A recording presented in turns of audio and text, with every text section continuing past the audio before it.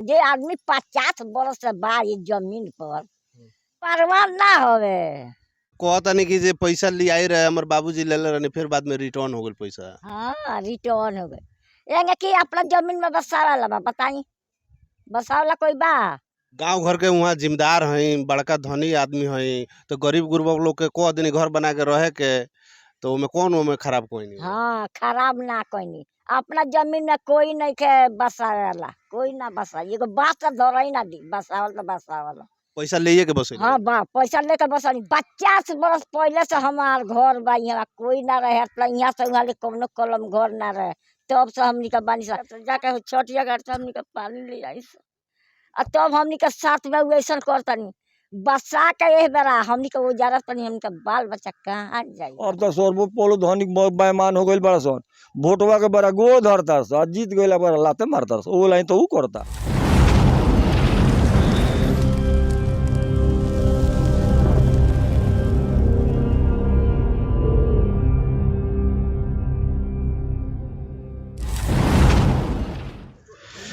नमस्कार दर्शक बिन फिर से एगो एक्सक्लूसिव रिपोर्ट लेकर रुआ लोग के बीच में आ गए बानी हम बानी राधे श्याम पटेल। रुआ लोग देख रहल बानी घंटाघर टीवी। परसा जिला के पका मैनपुर गांव पालिका वार्ड नंबर 1 धोरे गांव में आ गई बानी जौना बेरा गावी से रहे ई अपने के एक गो गाँव अपने के विभिन्न वार्ड से मिलल एक गो बड़का गावी से के रूप में भी एकरा कभी काल चिन्हल जात रहे।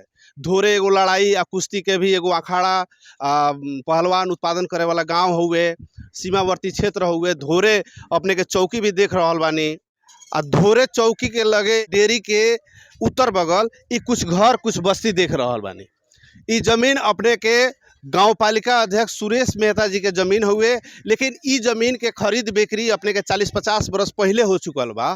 धोरे के ही अपने के खोबारी राउत कुर्मी आ जलरा देवी दास अर्थात तत्वा है वहाँ के ई दू आदमी मिल के एक आदमी 16 धूर आ एक आदमी 7 धूर जलरा देवी किन्नी 7 धूर आ 16 धूर किन्नी खोबारी राउत कुर्मी। ओ बेरा 10,000 रुपया ओ बेरा का भाव जो रहे पैसा दे के लोग जमीन किनलक लेकिन जमीन पास ना होके सकल। ओकरा चलते गाँव पालिका अध्यक्ष सुरेश मेहता जी के पिताजी के बैद्यनाथ महतो कोयरी के निधन हो गए। अभी गाँव पालिका अध्यक्ष जी ई घटनाक्रम में आलटाल कर रहा बानी जमीन पास नहीं करत। इहे विषय में हमनी के रिपोर्टिंग करे धोरे में आयल बानी सन। चली पीड़ित पक्ष लोग से बातचीत कैल जाओ। खोबारी राउतपुर में जमीन के मान लिया 40 बरस पहले सुरेश जी के पैसा दिया गई बा। कैसन कितना पैसा दिल? पैसा 10,000 दिल बनी। केकरा हाथ में दिल? उ सुरेश जी के बप्सी रहनी सुरेश जी रहनी वही सामने दोनों आदमी के सामने पैसा दिया बा। बैजनाथ जी के हाथ? हाँ बैजनाथ जी के हाथ में। हाँ तो ओ बेरवा से पैसा दे के जमीन किन लेनी हवा हवाई में जमीन किन लेनी।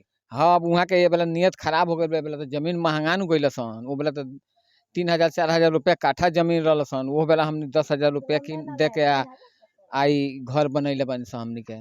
आ यहाँ के कहत लनी कि हमनी के हम यहाँ के वहाँ के बप्सी मर गई तबे से यहाँ से कहत लनी सर यहाँ कहत लनी तो काहे टेंशन में बढ़ जमीन हम लिख देम जमीन हम लिखम ना हम तनी से बेईमानी करम तनी हम घर हटाव तनी आ यह बेला यहाँ कहतनी कि घर हटाव जहाँ घर ना रह देम तो हमर बाप पैसा ले बने तो हम नहीं खिले हम नहीं जानत बहुत यहाँ के बेला अथी करतनी हमनी के तंग करतनी।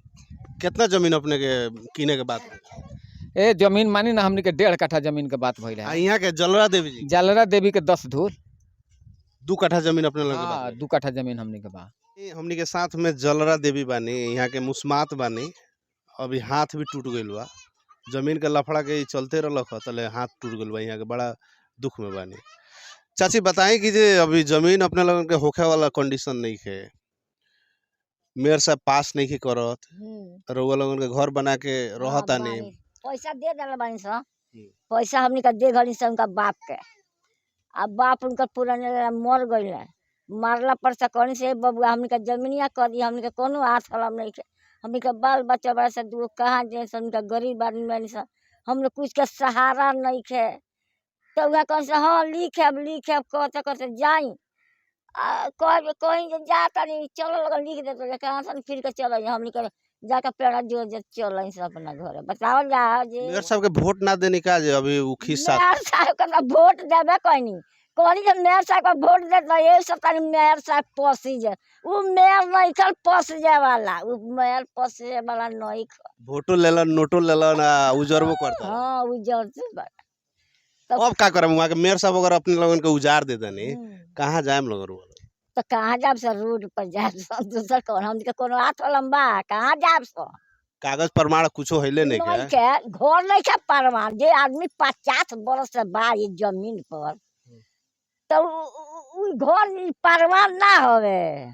अच्छा मान लीजिए जगह पास ना होके सकल हाँ वहाँ के कहते नहीं जगह पास ना करम ना। रउआ लोगन के जोन सुपत देले बानी उ सुपत अब चाहे कि ना चाहे चाहे। आज के रेट में रउआ लोगन जोड़ के सूद ब्याज के साथ में उ पैसा के आज चाहे कि ना चाहे रउआ लोगन के जमीन चाहिए पैसा अब कहाँ से चाहिए हमने का बानी से तो है जमीन चाहिए जहाँ बानी से तो है रहे सब भले मोर मिट जाब सब मेयर भइल बड़ा नु तो हमने का बाल बच्चा के 2 गो तक घर रहे बा एगो खोभारी का घर बा आ एगो हमार जलरा देवी का घर बा मालिक तो उड़ाइए गए हैं तो हमने के यही पर अब सब मेयर भइल बड़ा तो का करी सब गोड़ा का खड़ा करा के आ गोली मार लिया और राजा सब पर जमीन ले लिया। नाम गोवर्धन महतो धोरे के ही बासिंदा बा ओरे के पसीना में कितना उम्र हो गई हमर हो गइल बा 73 बरस उम्र। सुरेश मेहता जी कितना बस वरस बा को 50-60 बरस होतो 50 वर्ष के नीचे ऊंचा होइल हो।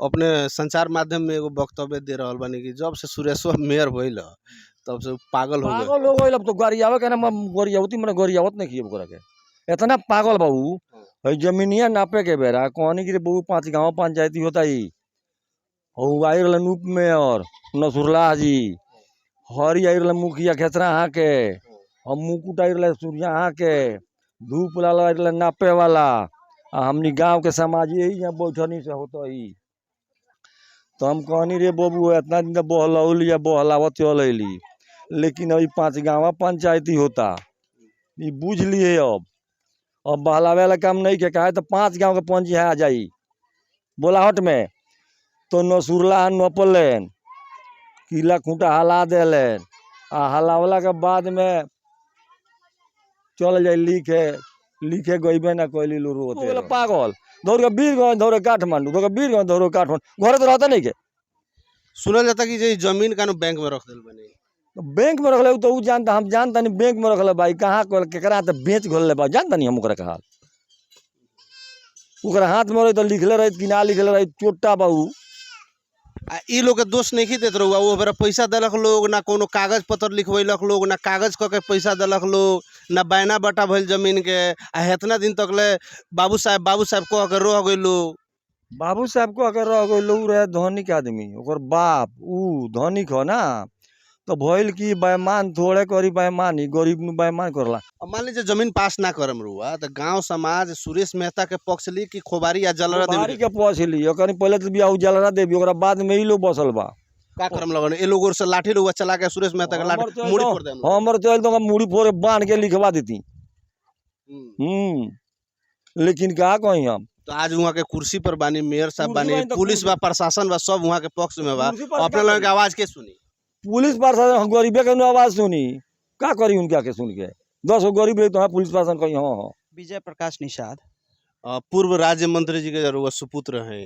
गांव में राजनीतिक द्वंद्व फैला रहल बानी कह के आरोप बा आई अपने के ई सुरेश मेहता के विपक्ष में कैंपेनिंग कर रहल बानी खोबाड़ी जी के जलर दी के उछाल रहल बानी ना हम केहू के उचाले के हमरा लगे हैसियत बा आ ना केहू के विपक्ष में बोले के हमरा लगे हैसियत बा।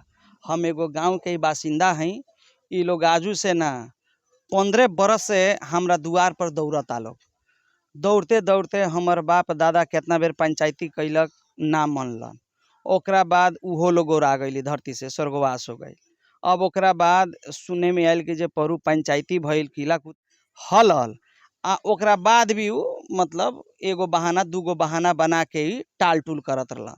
अब बीच में का बात हो गई कि जे हम ई घर के उजाड़ के हम ही रहेम केहू के जिम्मा देले रहला तो भी जाके हमनी के सीडीओ कार्यालय में एगो निवेदन दियाइल आ निवेदन देवे से पहले भी उनकरा के हम निवेदन देनी फोन करके कि जे चाचा जी हेला का बात बा उ फोन पर बात करे के बातें न कर बात तो बड़ी मीठ करियन आ भीतरिया से उ बहुत टेढ़ आदमी बाड़न। अब हमरा समझ में आ गया, हम केहू के उचाले के पक्ष में नहीं की, केहू के पचारे के पक्ष में नहीं की।